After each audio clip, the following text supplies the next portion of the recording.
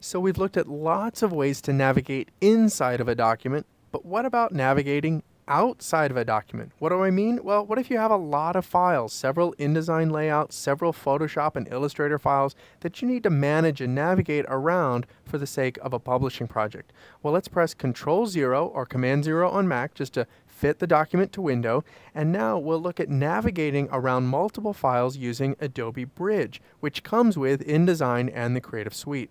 There are several ways to access Adobe Bridge. The first might be the Go to Bridge icon here at the very right-hand side of the control panel. A couple of other options include the File Browse command and the corresponding keyboard shortcut, which on Windows is Alt-Control-O, and on the Macintosh that would be Option-Command-O. So just choose that Browse command, and that will jump us over to Adobe Bridge. In this case, we're already inside the Lesson 5 folder for Part 1. If you're not there, go ahead and navigate to your desktop, find the project files, Part 1, Lesson 5, and here you see the navigation.indd document that we're already using, and double-click the Links folder, and in here you can see all of the image files that we're using, Photoshop documents, and a couple of Adobe Illustrator files. You can see all sorts of other file formats in here, EPS files, TIFF files, PDF files, even video and Flash video files. Lots of options here, but we're focusing on kind of a publishing workflow here, and these are the examples in front of us. Now, a couple of things that I can do with these files, I can change the thumbnail sizes to be very large, very small, and when I select an individual file, I do have a nice little preview up here on the right-hand side. One of my favorite aspects of all of the Bridge application is the slideshow mode. So if you just press Control-L or Command-L on Mac, that will jump us into a slideshow mode, and very quickly with our left and our right arrow keys we can thumb through all of the photographs or the images that we're looking at. When we're done showing that impromptu slideshow presentation, just go ahead and press the Escape key to jump out.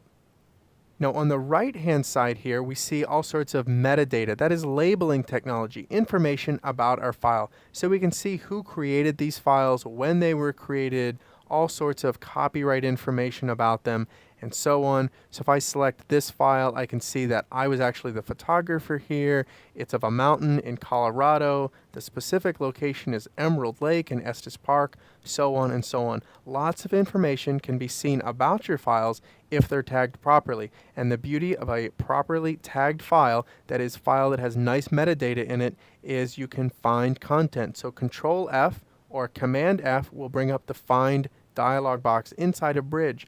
So if you're working on a project and you need to find a file with a specific file name or date, you can see here in the pull-down menu that you have lots of options. Tons and tons of controls over the bit depth. Maybe you want to find all the files with a certain copyright notice or a keyword. All of that is available right here inside the Find dialog box.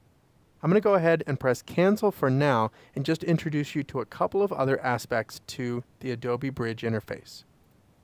Now, we already talked about opening files from Bridge. All you have to do is double-click, and Bridge knows what application created that file. It'll open up the Creator app, open up your file, and you're good to go. Now, let's start to think about how Bridge and InDesign can integrate together. For starters, I would click the Compact Mode option up here in the very top right corner of the Bridge window. That will switch us to Compact Mode. That gives us a tiny window, more like a palette view of our content. So Compact View hides all of the other panels and shows just our content. Now if we press Control-T or Command-T on the Macintosh, that will show us just the thumbnails and it will eliminate all of the file labels. The reason this is important is now when we switch back to InDesign just by clicking, you'll notice that the Bridge window stays on top. It is not obscured by the InDesign application. That means I can grab any one of these icons and I can drag and place it into my layout. So for example, if I wanted another copy of this file out here on the pasteboard, I could do that. Or if I wanted to take this image and drag it into this frame right here, I could just drag and drop and it'll fit perfectly. So this is how InDesign and Bridge start working together, not only for navigating your InDesign files and your graphic assets, but actually taking content from Bridge and putting it into InDesign. In a later lesson, we'll explore placing files inside to InDesign in a more detailed manner, but for now, I hope this gives you some ideas about the possible integration between different components of the Creative Suite, including InDesign and Adobe Bridge.